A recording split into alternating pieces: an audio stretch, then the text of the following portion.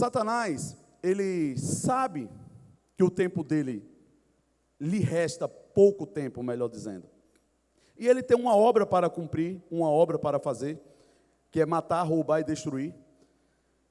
Nós precisamos ter um entendimento que quando a Bíblia fala que Satanás é um inimigo vencido, nós estamos falando nesse ponto e nesse momento de algo apontado para a eternidade. Ele não tem mais remissão, eternamente ele está julgado. Porém, ele ainda tem um tempo nesse plano terrestre, no tempo Cronos, nesse tempo que nós estamos. Por isso que ele ainda pode ser efetivo, e é. Enganando pessoas, roubando famílias, matando e destruindo, porque ele está solto, ele está preso dentro de um tempo e condenado eternamente.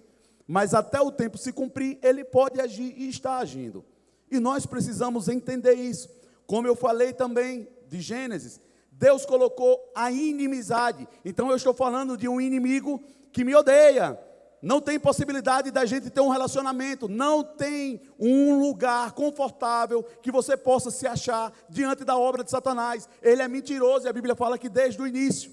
Então não tenta se confortar com um adversário que é seu inimigo e tem poder de morte nas mãos.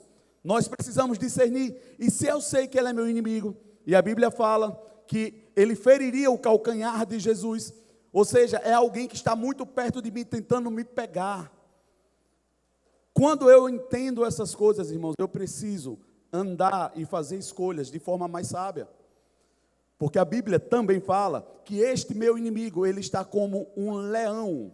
Não é um leão, mas como à espreita, ao meu derredor, esperando, buscando alguém a quem ele possa tragar. Mas a Bíblia fala que ele está esperando, é porque ele não tem livre acesso. Mas a partir do momento que eu dou a oportunidade, ele me pega, e ele pode me pegar, como pode te pegar também. Agora eu não sei se você já brincou com um leão. Um leão, apesar dele ter felino, ele não é um gato, ele pode me matar e pode te matar também se ele pegar, e o objetivo dele é esse. Amém, irmão, até aqui? Então quando você entende essas coisas, você percebe que tem uma disputa, tem uma guerra, mas não é uma disputa de poder. Entenda que ainda que Satanás ele possa fazer algo, ele não está com Deus disputando, porque ele já está derrotado por Deus. Ele é um inimigo vencido por Deus, mas dentro do tempo que ainda lhe resta, ele pode fazer o que ele sabe fazer. E por isso, eu preciso escolher bem o lado que eu estou entregue. Se eu estou em Deus, estou guardado por Deus. Por isso eu posso confiar em Deus.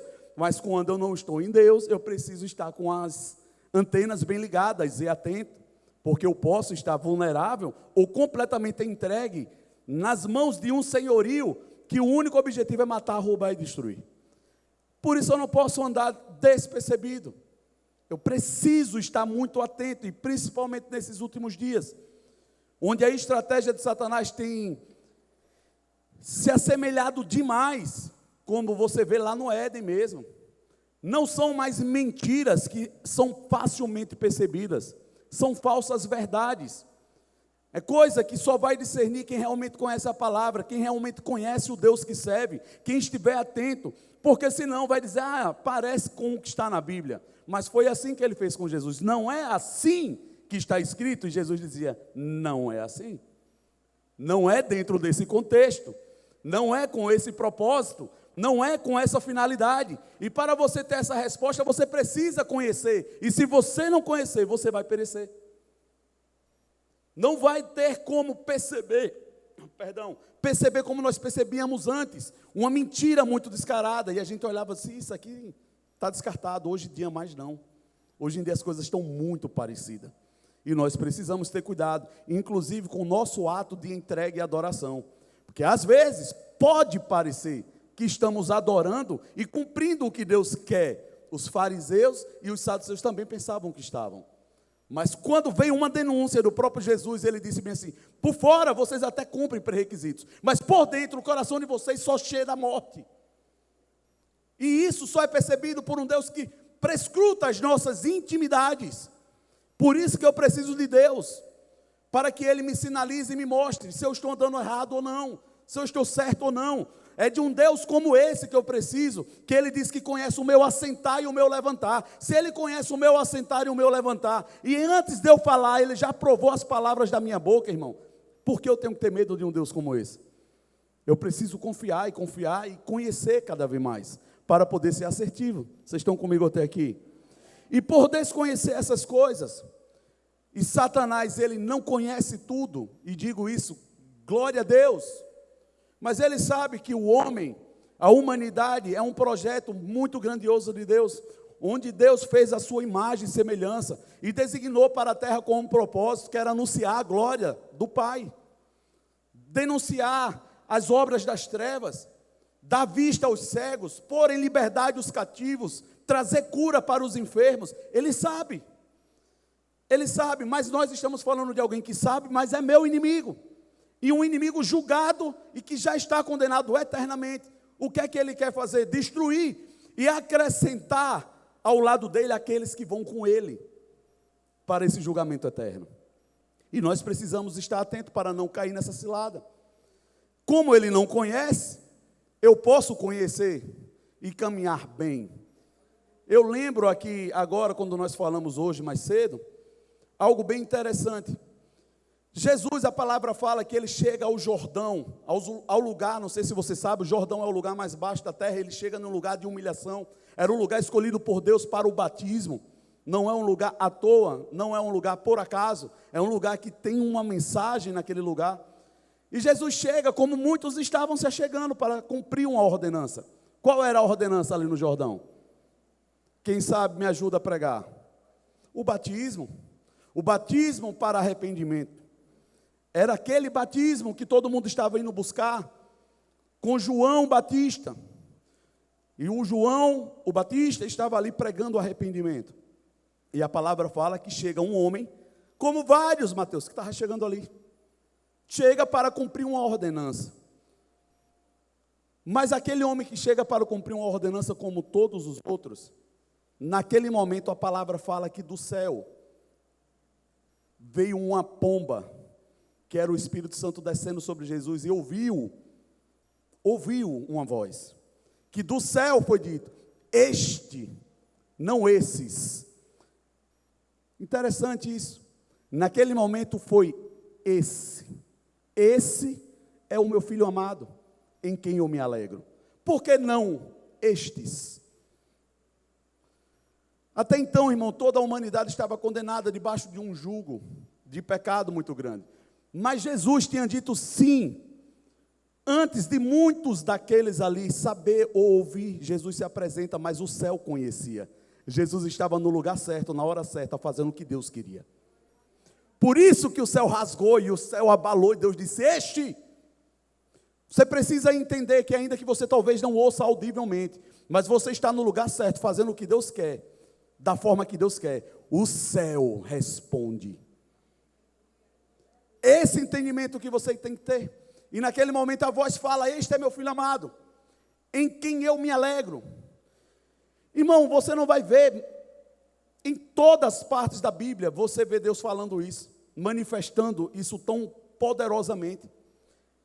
E se você não tiver um pouco atento, você termina sem discernir por completo, talvez a revelação que Deus queria deixar ali. Uma das primeiras que penso eu, é que Deus queria deixar claro, muito claro para Jesus, que ele estava alinhado com toda a proposta do céu, para ele aqui na terra. Por isso que o coração de Deus se alegrou, e uma das coisas que ele mais precisava naquele momento era ter certeza, e não ter espaço nenhum de dúvida, sobre ele ser filho, e ser filho amado, porque a Bíblia fala que logo em seguida ele seria levado pelo Espírito Santo de Deus ao deserto para ser tentado por Satanás, que ao chegar diante de Jesus para tentá-lo, pergunta, se você é filho e está com fome, diga a pedra que se transforma em pão. Porque ele não disse apenas, diga a pedra que se transforma em pão, ele teve que colocar o antes, se você é filho. Por isso que Deus queria afirmá-lo, antes dele entrar nesse embate. Muitas das nossas guerras que nós entramos espirituais e nós perdemos, é simplesmente pelo fato de não termos convicção, a afirmação suficiente de que somos filhos de Deus. E por isso somos roubados. Quando você tem uma plena convicção de quem você é e o Deus que você serve, e está fazendo isso da forma correta, no lugar certo, o céu te favorece. Mas a resistência, ela estava lá, Satanás estava resistindo e se impondo. Mesmo diante de tudo isso que aconteceu espiritualmente, onde o céu fala, Jesus precisou fazer a parte dele, que era resistir. Eu posso ouvir um amém? Pensando nessas coisas, quando ele desce, e aqui eu finalizo a revelação que Deus me dá, dessa parte do Jordão, quando Deus diz, este é o meu filho amado em que eu me alegro, ali a cruz foi vencida. Naquele momento a cruz foi vencida. Deus disse, glória a Deus. Satanás não sabia quem era ele, se não tinha feito secar o mar, fazer qualquer coisa. Mas ali, quando ele simboliza, dizendo para o céu e para o Pai, eu vim para morrer e vou ressuscitar. Mas como foi perguntado hoje, Jesus não tinha pecado, irmão. Por que ele precisava se batizar? Diga comigo, primeiro, era uma ordenança.